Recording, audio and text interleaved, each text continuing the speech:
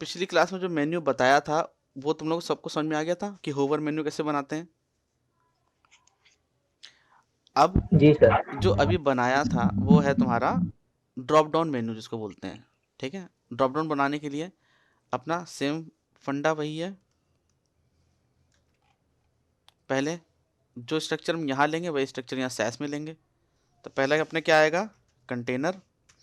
Container के अंदर नैव, नैव के अंदर यूएल, यूएल के अंदर एलआई, एलआई के अंदर एंकर टैग जिसके अपने अंदर मेन्यू आएंगे। यहाँ पे मैं लिखता हूँ होम। ठीक है, दूसरे को कर देता हूँ अबाउट, तीसरे को कर देता हूँ सर्विस, फिर तुम्हारा हो गया कॉन्टैक्ट।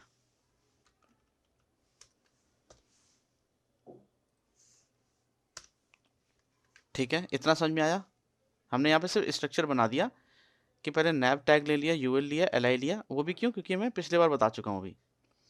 अब यही सेम चीज़ यहाँ पर भी बनाएंगे। पहले हम बनाएंगे डिव।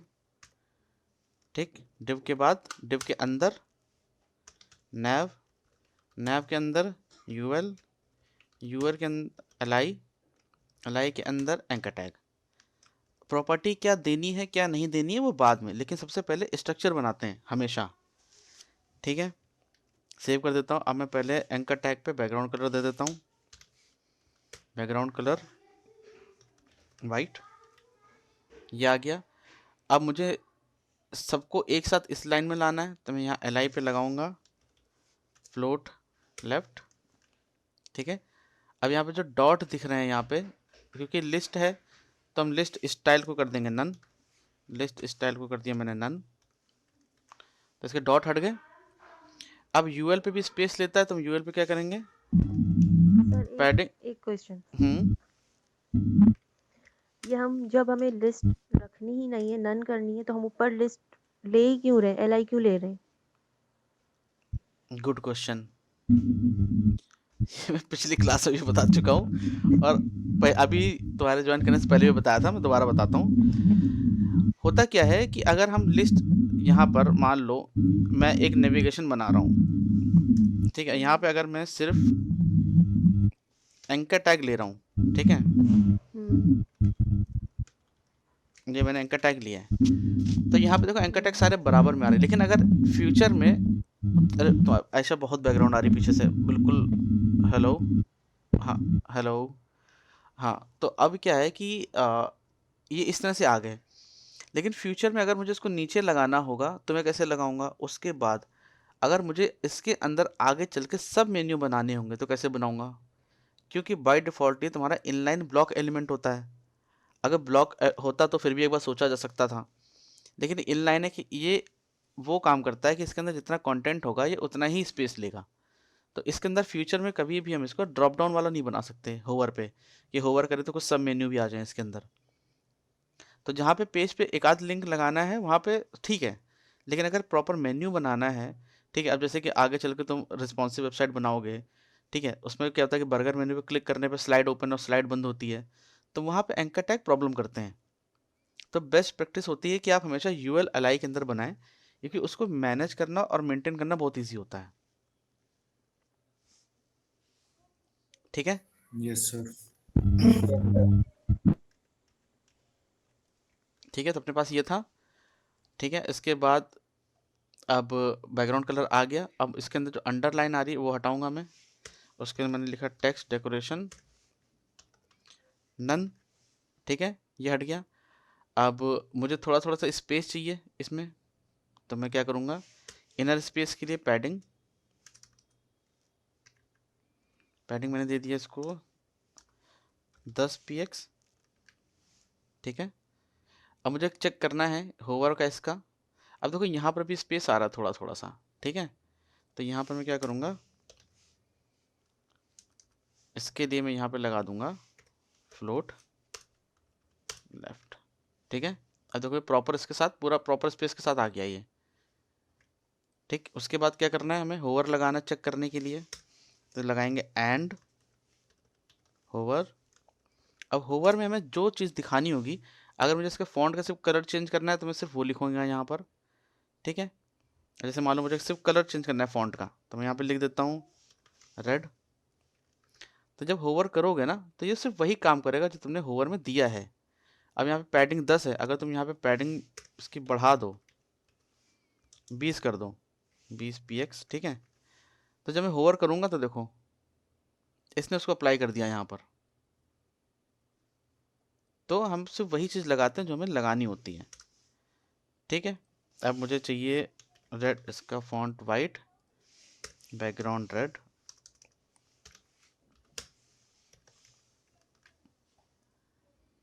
ठीक है। यहाँ तक किसी को कोई दिक्कत, कोई समस्या? No sir. ठीक है, ये हो गया। ये हो गया। उसके बाद अब हमें इसके अंदर मेन्यू बनाना है, तो हम क्या करेंगे, LI पे जाके यहाँ पे बनाएंगे एक नया UL। यार मैं हर बार होम को ले लेता हूँ, पता है, देखिए मुझे अबाउट के अंदर बनाना है।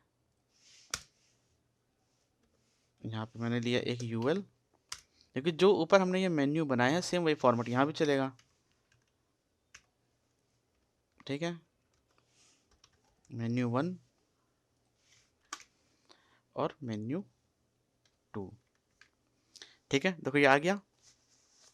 अब क्या करेंगे, यहाँ पर LI के अंदर हमने UL बनाया था, तो अगर तुमको कन्फ्यूजन लगती है कि कहाँ लेना है, तो तुम उसी टैग के बाद जहाँ उसकी प्रॉपर्टी खत्म हो रही है उसके बाद ही हिंटर मार के अपना नया वो बना लो टैग, ठीक है। ये हो गया तुम्हारा। फिर LI है, ये हो गया इतना। अब जो हमने यहाँ पर किया था मार्जिन पैडिंग, हम यहाँ की भी हटाएंगे UL की, ठीक है। LI कि हम यहाँ पे देंगे विथ 200 px दे देता हूँ, 200 px, और ये हो गया तुम्हारा, ठीक है। अब इसने क्या किया, देखो यहाँ पे विथ यहाँ लगाई थी ना, अब इसने विथ यहाँ भी ले ली, क्योंकि बाय डिफ़ॉल्ट वही होता है ना कि जो हम यहाँ लगाते हैं वो यहाँ पे भी आ जाती है, ठीक है। तो इसके लिए इसको पहले 100 ही कर देते हैं, इस वाले की लगा देते हैं विथ ऑटो, ये हो गया। अब यहाँ पे UL है तो विथ, चलो UL पे ही लगा देते हैं, ज़्यादा बढ़िया रहेगा, ठीक है। UL पे लगाने का कि UL तुम्हारा एक कंटेनर है, एक देखो दिखाता हूँ, देखो तुम्हारा ये UL है कंटेनर, ठीक है। फिर LI इसके अंदर 2 आ रही है, एक ये है और एक ये, दोनों आ रही है। तो इसको विथ दें, इससे बढ़िया हम इसके पेरेंट को भी विथ दे दें। अगर पेरेंट को विथ देंगे तो ये अंदर वाले अपने आप उसी विथ में आ जाएंगे, ठीक है। अगर तुम एक गिलास में पानी भरो तो पानी उसी शेप में आ जाएगा जिसमें गिलास है। तो इससे बढ़िया कि हम गिलास का आकार बढ़ा दें या गिलास का आकार छोटा कर दें, तो पानी अपने आप छोटा बड़ा हो जाएगा उसके अंदर, राइट। Yes sir. ठीक है, तो ये हो गया। उसके बाद अब ये हो गया। अब हमें क्या करना है, UL की पोजीशन सेट करनी है ताकि ऊपर से नीचे सही से आई है। तो हम क्या करेंगे, UL की यहाँ पे पोजीशन एब्सोल्यूट करेंगे, लेकिन एब्सोल्यूट काम तब करता है जब उसके पेरेंट पे भी पोजीशन रिलेटिव लगी हो। तो इसका पेरेंट क्या है, LI, LI पे लगा देंगे पोजीशन रिलेटिव, ये हो गई। अब इसके टॉप से नीचे को हटा देंगे थोड़ा सा, मैंने टॉप लगाया यहाँ पे, पिछले बार 38 लिया था ना, ठीक यस है। सर। ये देखो नीचे आ गया 38 पे, ठीक है। इसके LI को हटा देते हैं, LI की जरूरत नहीं है अभी, क्योंकि LI ऑलरेडी इसकी प्रॉपर्टीज ही सारी उठाएगा इसके अंदर के बीच अगर आएगा तो, ठीक है। तो कोई प्रॉब्लम नहीं है। अब मुझे क्या करना है, इसको होवर पे शो हाइड कराना है। तो पहले क्या करेंगे, इसको कर देंगे डिस्प्ले नन, तो भाई सब गायब हो गए। अब मुझे किसके होवर पे दिखाना है, LI के, इस LI के। तो LI पे क्या करूँगा, मैं यहाँ पे लगाऊंगा LI एंड होवर, LI के होवर पे अब किसको शो कराना है, UL को। तो UL को हम यहाँ पे डिस्प्ले ब्लॉक कर देंगे। तो अब जब इस पे जाएंगे तो देखो जादू,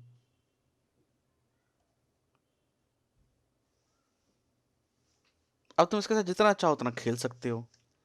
अब तुम इसका चाहे फॉन्ट चेंज करो, चाहे कलर चेंज करो, या एनिमेशन लगाओ, या बॉर्डर दे दो, कुछ भी दे दो, तुम जो करना चाहो तुम इतने के साथ ही खेल सकते हो आराम से। किसी को कोई दिक्कत, कोई समस्या, कोई परेशानी, कोई question? No sir. No sir. भाई कोई भी बड़ा से बड़ा मेन्यू बनाने में ना ज़्यादा से ज़्यादा 1 घंटे लगता है, वो भी अगर बहुत बड़ा मेन्यू है तो। अगर तुम इस टेक्निक को सीख लोगे ना तो कितना भी बड़ा मेन्यू हो तुम उसको आराम से आधे घंटे 15 मिनट में बना लोगे। और ज़्यादा प्रॉपर्टीज भी यूज़ नहीं है, सिर्फ एक दो प्रॉपर्टीज ही हैं जो यूज़ हो रही हैं।